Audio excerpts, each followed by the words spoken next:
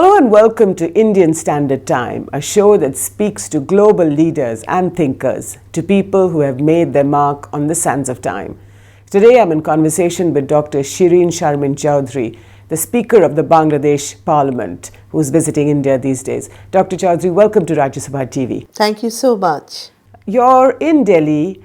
You've participated in the swearing-in, the oath-taking ceremony of Prime Minister Narendra Modi. Is this your first visit to India? No, I've been to India many more times. Okay, but you're representing your country for the swearing-in ceremony of the new Prime Minister. How was it? How was the oath-taking? Yes, I actually got into Delhi on the 25th of May on the invitation from the Indian government to take part in the swearing-in ceremony of the newly elected Prime Minister Narendra Modi. Was it a surprise when the invitation came to the Bangladeshi government? No, the way it worked was actually the invitation came to the head of government. Yes, to Prime Minister Sheikh Hasina. Prime Minister Sheikh Hasina, but she was very much interested to come and join, but she had a pre-scheduled visit to Japan which was fixed much earlier. Right. So that could not be changed at the last moment. So she asked you to go? So she sent a representative and it happens to be me. Well, you're the Speaker of the Bangladesh Parliament, so what better representative than the Speaker of the Bangladeshi Parliament to visit India? But tell me, there was a conversation between Prime Minister Sheikh Hasina and at the time Prime Minister-elect Narendra Modi. This is before he got sworn in. Do you know a little bit about that? You know, I just want to get a sense of what Prime Minister Hasina sort of thinks about Narendra Modi. Can you give me a sense of that? Let me answer your first question. I attended the swearing-in ceremony on the 26th evening. Okay. And it was a grand affair and it was a milestone in the democracy of India. So we were very honored to be present, to witness the same and to be a part of it. Right.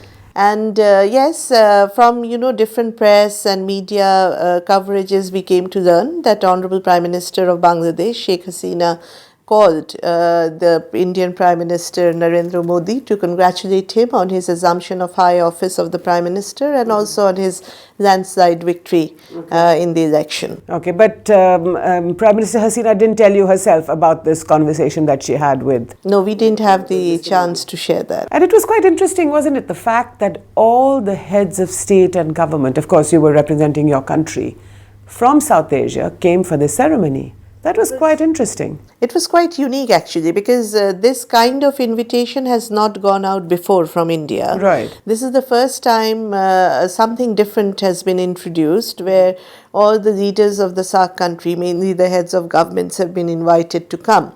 And I think it's quite significant and it sends out different messages in the sense that a lot of importance has been attached to the regional relationship with the different neighboring countries. Right. And also it sort of reiterates the friendly relation that India has with all the neighboring countries. And also the perhaps the intention to work on cooperation, mutual cooperation, which may be important for the region. But what does it mean for Bangladesh, the fact that someone like you, who's the Speaker of the Parliament, came for the ceremony? What does it mean for Bangladesh? Bangladesh is a very close neighbor and friend of India, and we have a very long-standing friendship. It dates back to our struggle for independence and liberation war in 1971. Right. You know the kind of support that we got from India, its people and government and leaders. Sure. We always, with deep gratitude, and we recall that. And over the years, the friendship between India and Bangladesh has also grown strength to strength. So we were very happy to be... But despite the fact, Dr. Chaudhury, Prime Minister Modi, when he was during the election campaign, this sort of very long and bruising election campaign, some would say, in fact, talked about Bangladeshi infiltrators or refugees coming in from Bangladesh into India. And he said, come May 16th, which is when the results came out, they would have to go back to Bangladesh. On a couple of occasions, I've had the opportunity to congratulate the Prime Minister, even had a one-to-one meeting today, but that issue did not come up. So he didn't talk at all about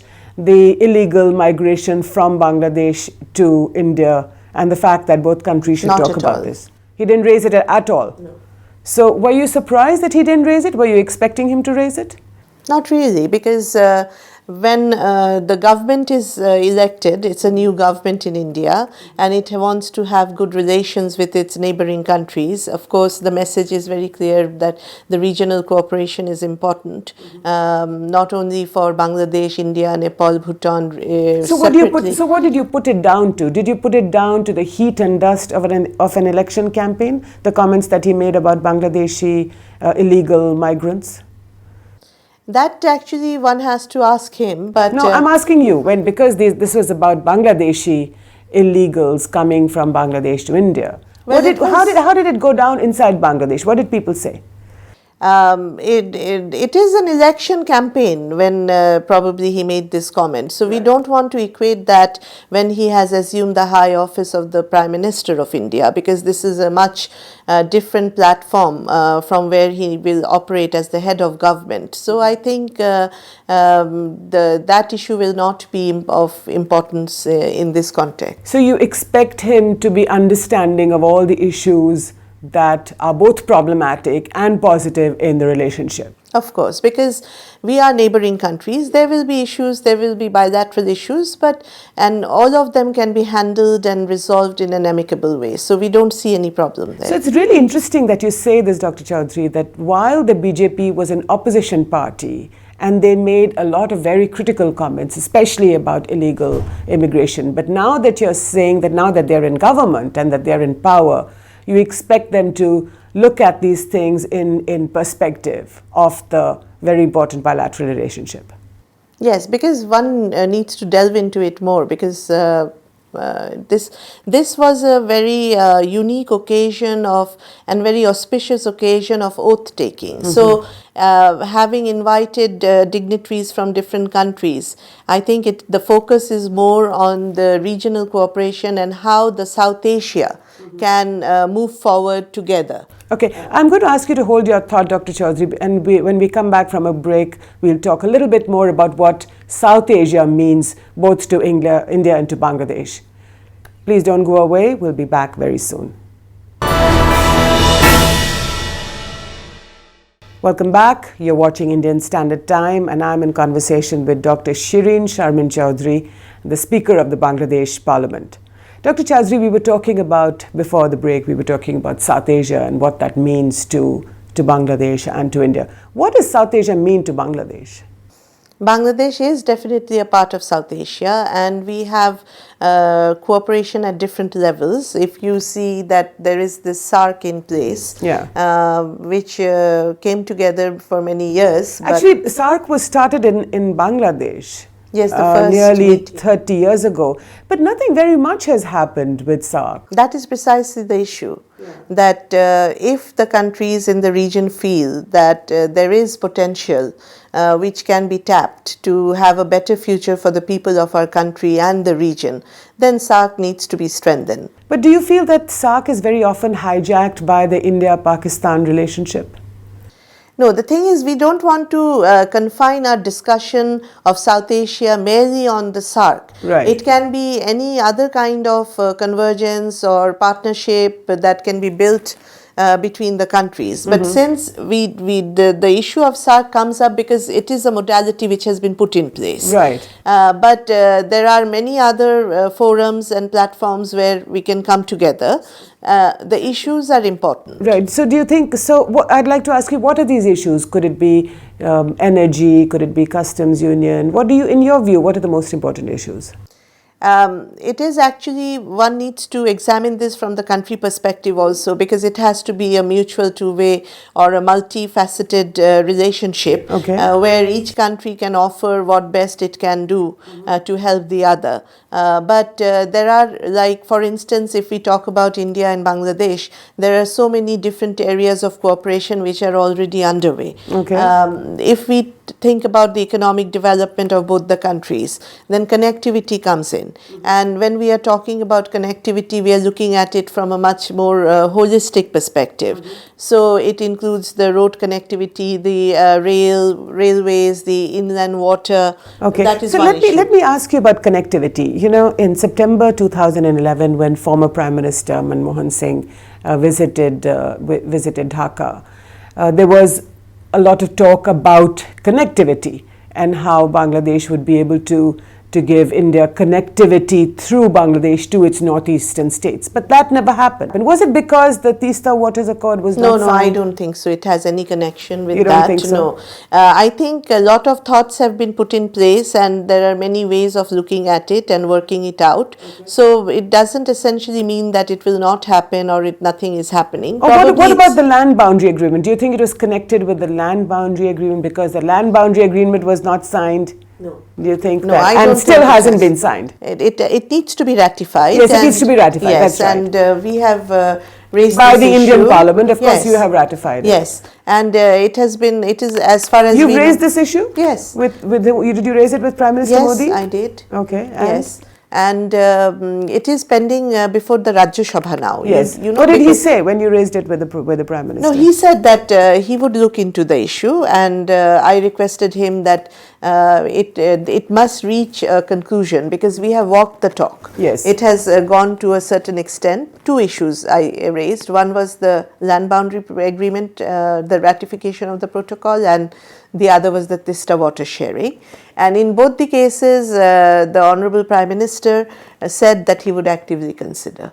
But what does that mean? After all, the Indian government has been actively considering this for 3 years. No, it means a lot because this is a new government, this is a new Prime Minister with a landslide majority, and so things might be easier for him to do because one of the impediments was the issue of having a lot of support as much as required, I think 2/3 for this to be passed. To ratify. So that was not being, that was not possible because of different fractions. So this time maybe it might be easier. So that possibility is always there.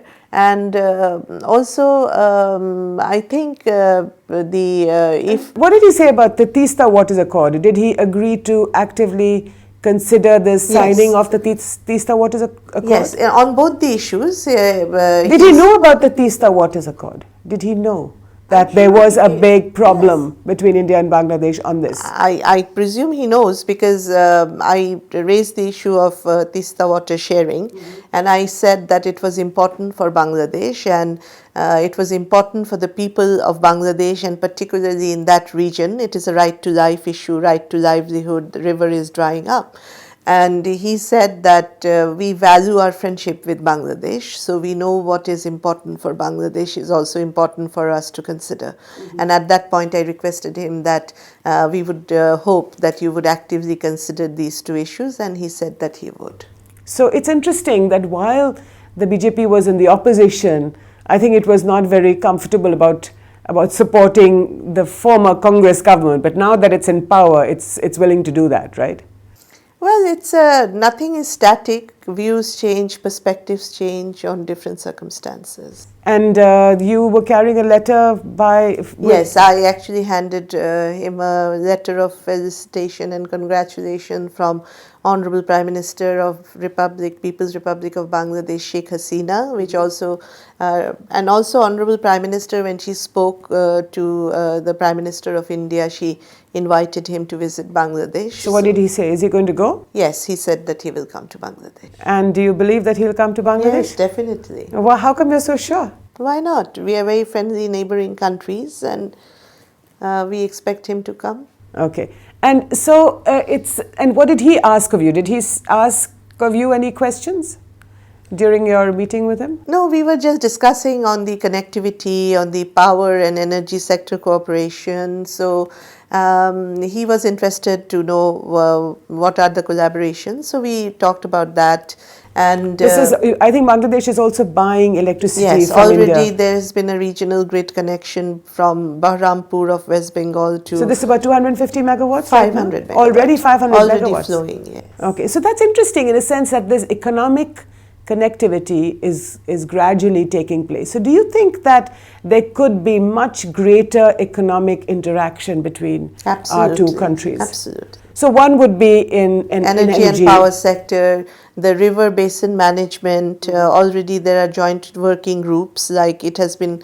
So could, for example, the Ganga, which then becomes the Padma River when it goes into Bangladesh, and the Hooghly in India, do you think that there could be sort of inland water transport? Oh, we already have inland water transport. But passenger transport. Why not? Everything is possible if the political will is there and it's a win-win situation and outcome for the countries. Then this is precisely what the regional cooperation means. And tell me about the Chittagong port. You know, India has been very interested in developing the Chittagong port. Okay. Was there any talk about that? No, not today. Okay. But there has been talk in the past. There are so many areas of cooperation which has been discussed at different points of time. Do you think Bangladesh would be happy with that? I'm not sure, because Bangladesh may have different proposals and it has to examine what fares out best for them. So I can't answer that. Okay, Dr. Chaudhury, hold your thought, and I'm going to take a very quick break again. Please don't go away. We'll be back very soon. Welcome back. You're watching Indian Standard Time, and I'm in conversation with Dr. Shirin Sharmin Chaudhury, the Speaker of the Bangladesh Parliament. Dr. Chaudhury, we've been talking about connectivity issues, about sort of promoting regional, economic, even bilateral integration. I want to ask you about politics inside your own country. In January, you had an election in which the main opposition party, the BNP, did not participate. What is the situation now?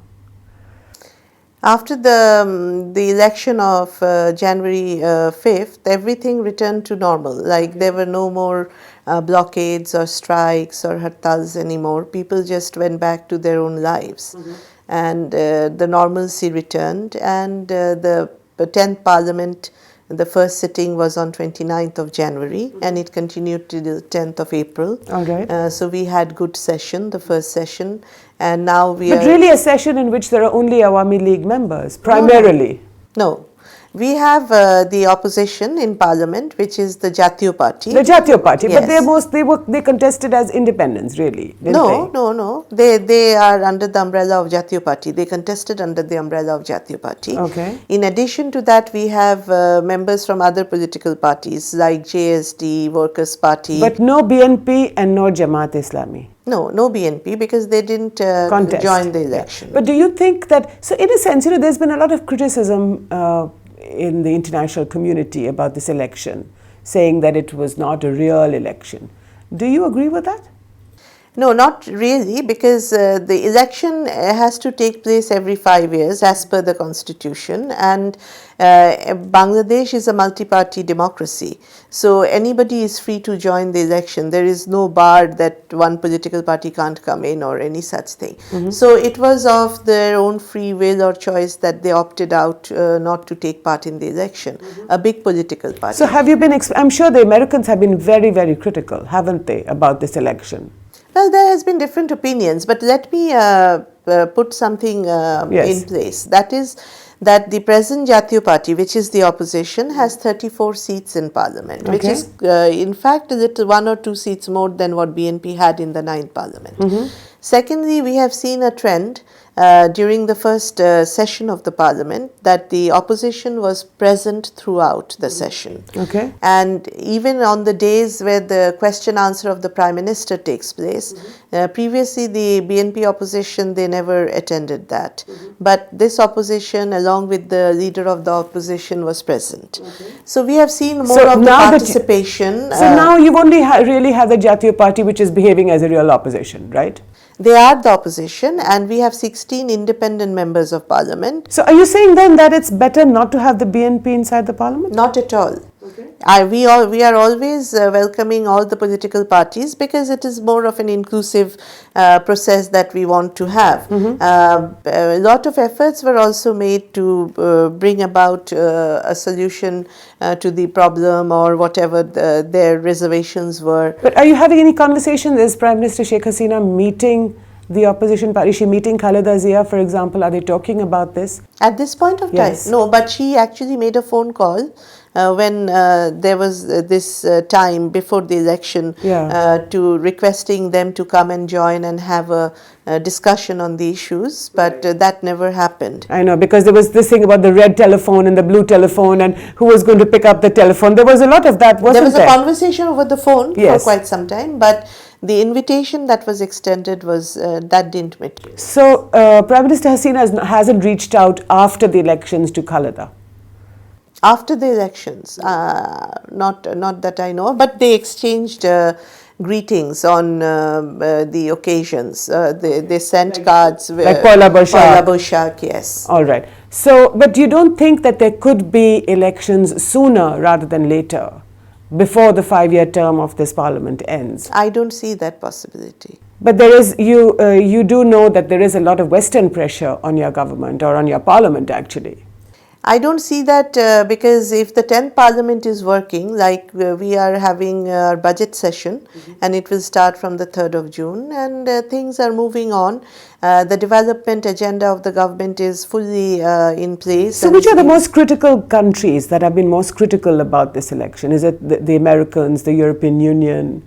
Who have been the most critical? That is very difficult to pinpoint. Okay, but the Americans have been very critical, right? Well, but everybody is willing to work with the present government and they're engaging with the parliament. So what about the Chinese? The Chinese are they're comfortable? very much with us, yes. Yeah. The Chinese, in fact, have a very interesting relationship with Bangladesh, don't they? They have been very good in terms of offering you aid and economic investment. There is a lot of mutual cooperation there also in terms of infrastructure development, building bridges and things like that. Are they now building the Padma Bridge, the bridge across the Padma River? I think there has the been Padma River will be built with our own finance. Okay, but the Chinese are not offering any aid. They may, I don't know too much detail because that is being dealt with by the communication minister. Okay, and what about, I think there's some talk of them again participating in the Chittagong port that we spoke about earlier and perhaps other infrastructure projects. Maybe, but I don't know much detail about the government position or what is happening because I'm mostly confined to the parliament. Okay, so just on this one, I just want to ask you, there is a perception in India that the Bangladeshis are playing it both ways, on the one hand with the Chinese and on the other hand with India. Really? Well, No? I don't think so. Okay, so you would be happy to allay those apprehensions. Yes, because Bangladesh is a sovereign independent country and it considers different proposals from different neighboring or regional countries or even from European Union or others, and it is judged and on the basis of the pros and cons and working out of what is the most effective way of addressing. I think that is the way that it is dealt with. So those concerns are misplaced. It is not that for a particular respective country that you are taking one view and not for the other. I don't think it. Okay, so those concerns would be misplaced in India. So. All right. So just one question I have on the European Union. There's been, and in the US, there's been a lot of criticism about your labor policies, especially in the wake of the Rana Plaza, of the building that fell, and a lot of people got killed in the textile sector. In the ready-made garment sector, because sector. The workforce of the ready-made garment sector majority is women, which is also a strength for our women empowerment. Yes, that was a very tragic accident, but the government has taken measures to firstly to prevent any such unforeseen situation happening, and a policy has been put in place. A high-level committee of the cabinet ministers have been put in place to go through, carry out a survey, appoint more inspectors who can go and ensure the compliance. Do you think these Western companies, these garment companies, for example, they should also be participating in the creation of a fund, for example, for these workers? Of course, because the the minimum wages for these workers have been raised, and within a span of I think 2 years, this raise has been done thrice. Okay. So that has also helped. The government is building dormitories for the women workers in this sector. And now we are also doing this pilot initiative of the ILO Best Work Package. I see. So that has also started. Okay. So I think the labour law has been amended in the parliament after very big consultation with the relevant stakeholders. So I think the government is very mindful about protecting the rights of these labourers. Just to come back to the India-Bangladesh story, I think we have new beginnings with the new government of Prime Minister Modi, and we hope that Sheikh Hasina, the Prime Minister of Bangladesh, will come to India soon. Yes, absolutely. And we have invited the Honourable Prime Minister of India to visit Bangladesh, and we look forward to his visit. Dr. Chaudhury, thank you so much for speaking to Rajya Sabha TV. Thank you. It's been a great pleasure. I'm afraid we'll have to leave it there. I've been in conversation with Dr. Chaudhury, the Speaker of the Bangladesh Parliament. Next week, we will have another exciting global leader or thinker. Till then, goodbye and good luck.